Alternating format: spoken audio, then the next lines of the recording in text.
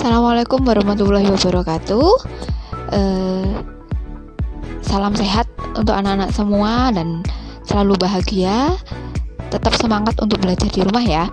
Nah, untuk pembelajaran hari ini kita akan belajar tentang menganalisis pola konfigurasi elektron struktur atom berkaitan dengan letak unsur dalam tabel periodik dan sifat keperiodikannya. Ibu berharap kalian punya tabel periodik sendiri-sendiri di rumah. Jadi nanti kalian bisa meng-cross check letak unsur itu berada di golongan berapa dan juga periode berapa. Nah, kali ini kita akan menggunakan konfigurasi elektron dengan model Aufbau. Jadi kalian simak baik-baik ya penjelasannya. Yuk mari tetap semangat dan belajar di rumah. Jaga kesehatan, jaga jarak, biar semoga pandemi ini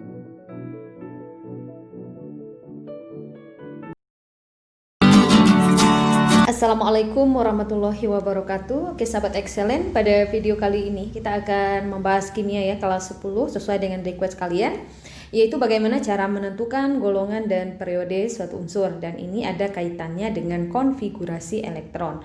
Jadi kalian harus bisa dulu mengkonfigurasikan elektron, baik itu menurut asas Aufbau atau berdasarkan kulit atom. Nah, jika kalian sudah menguasai dan memahami dengan baik bagaimana konfigurasi elektron, maka dengan mudah kalian akan bisa menentukan golongan dan periode suatu unsur. Yang dikatakan golongan itu adalah yang posisinya dari atas ke bawah ya, satu golongan. Kita ingat ya, golongan dalam periodik unsur itu, nah golongannya itu ada yang kita kenal dengan golongan utama ya, golongan utama atau golongan A, yaitu golongannya itu dari golongan 1A sampai golongan 8A. Kemudian ada lagi yang kita kenal dengan golongan transisi ya. Golongan transisi atau golongan B, yaitu dari golongan 1B sampai dengan golongan 8B. Kemudian ada unsur tambahan juga, yaitu unsur lantanida dan aktinida.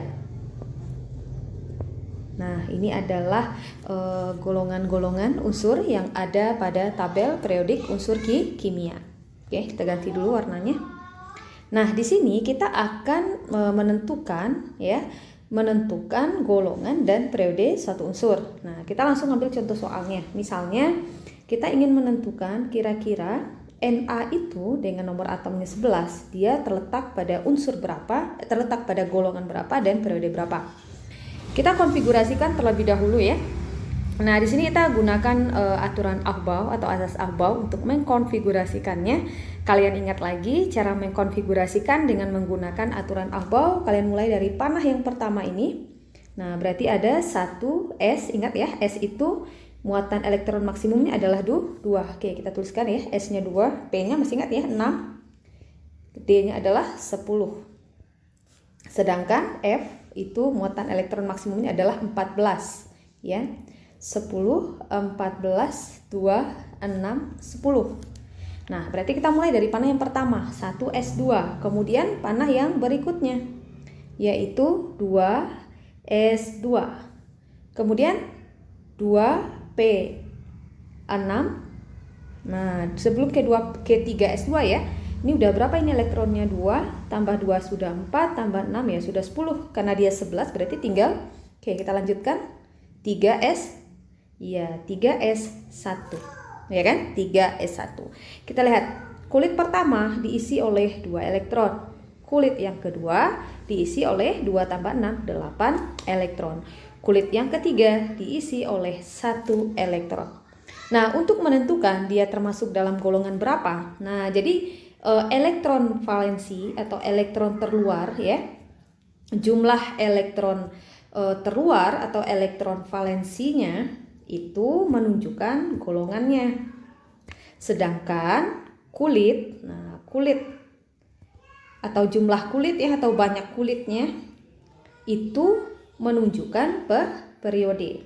Jumlahnya ya, jumlah kulitnya. Kita lihat kulitnya di sini atau kita dulu golongan berapa ini kira-kira? unsur Na atau natrium. Nah, dia termasuk dalam golongan, kita lihat elektron terakhirnya atau elektron valensinya itu adalah 1, berarti dia masuk dalam golongan 1A. Sedangkan periodenya, kita lihat kulit yang terbesarnya, yaitu kulit ketiga. Maka unsur Na atau natrium itu dia berada pada golongan 1A dan periode ketiga. Nah, nanti kalian bisa cek ya pada tabel periodik unsur, Na itu terletak di golongan 1A dan periode yang ketiga. Nah, misalkan lagi kita ambil contoh yang lain ya, misalnya unsur Mg lah misalnya ya, kita coba ya unsur Mg. Mg nomor atomnya adalah 12, ya kan? Mg itu nomor atomnya adalah 12. Kita konfigurasikan unsurnya terlebih dahulu. Kita mulai dari, kita ganti light dulu ya warnanya biar kelihatan. Kita mulai dari panah yang di atas. Siapa? 1s2. Kemudian siapa lagi? Digeser ke panah yang berikutnya. Di sini ada 2s2. Berikutnya lagi, panah yang berikutnya ada siapa? 2P6, berhenti dulu, 2P6. Sudah berapa kira-kira? 2 tambah 2, 4, tambah 6 sudah 10. Kemudian kita lanjutkan lagi ke 3S2. 3S2. Nah gitu ya. Sekarang kita cek. Pada kulit yang pertama terisi 2 elektron, pada kulit yang kedua terisi 8 elektron, pada kulit yang ketiga terisi 2 elektron. Nah, jadi elektron itu angka yang berada di atasnya tadi ya, yang pangkatnya. Nah, kira-kira unsur Mg atau magnesium ini dia terletak pada golongan berapa? Kita cek dulu golongannya. Golongan ya.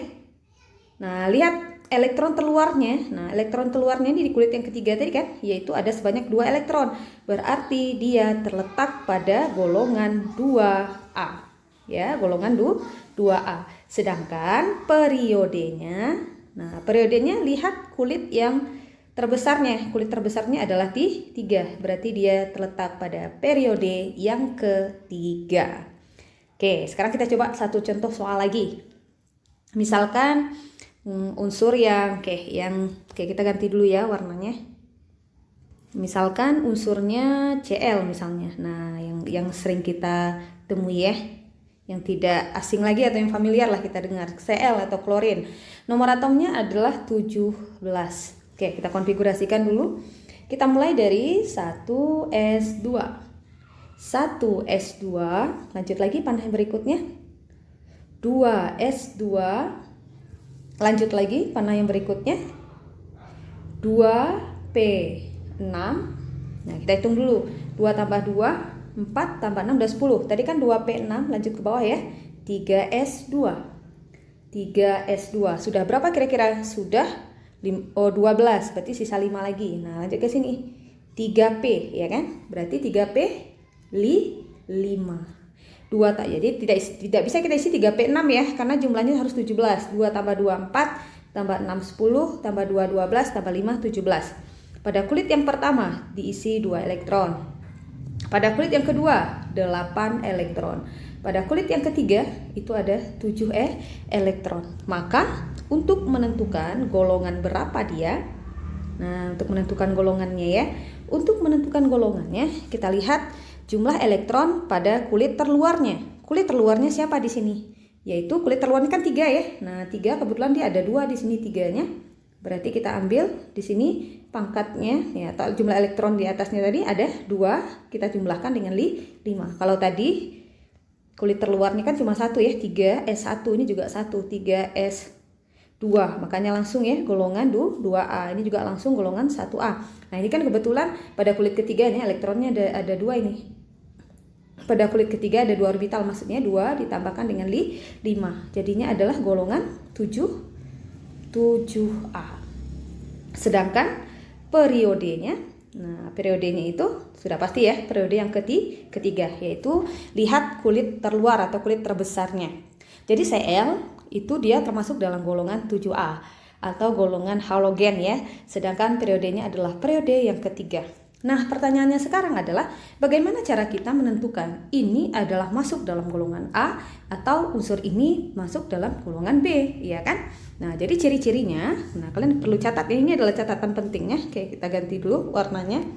Catatan pentingnya di sini adalah kalian harus ingat ya, kalau kulit terluarnya itu, maksudnya orbitalnya ya, kalau orbitalnya itu hurufnya, nah kalau hurufnya itu S atau S atau SP, nah ini pasti. Jadi kalau dia terakhirnya itu adalah S, coba kalian perhatikan di sini. Nah ini kan terakhirnya S ya.